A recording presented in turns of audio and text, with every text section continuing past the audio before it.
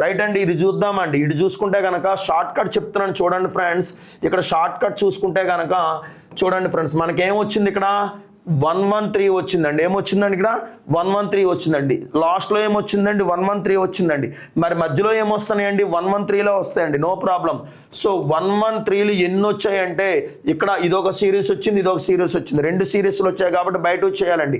ఎన్ని నెంబర్స్ అంటే కనుక 1 నుంచి 112 కాబట్టి 112 నెంబర్లు అండి. ఎన్ని నెంబర్లు అండి 112 నెంబర్లు అండి. 2 5ల 10, 2 6ల 12.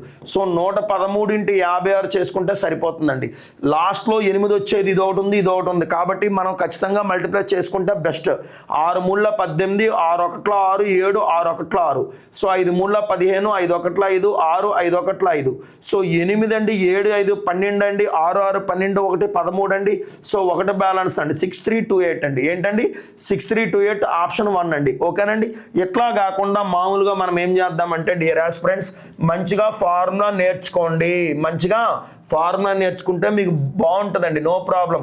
సరే ఇక్కడ చూసుకుంటే కనుక n ప్లస్లో 112 వేయండి, n+1లో 113 వేయండి, బై 2 వేయండి. ఓకేనండి. 2 1లు అండి, 2 5ల 10, 2 6ల 12.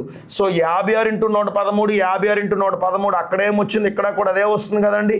సో ఇది ఆన్సర్ అండి. అర్థమైంది కదండి. సో ఆప్షన్ 1 రైట్ అండి.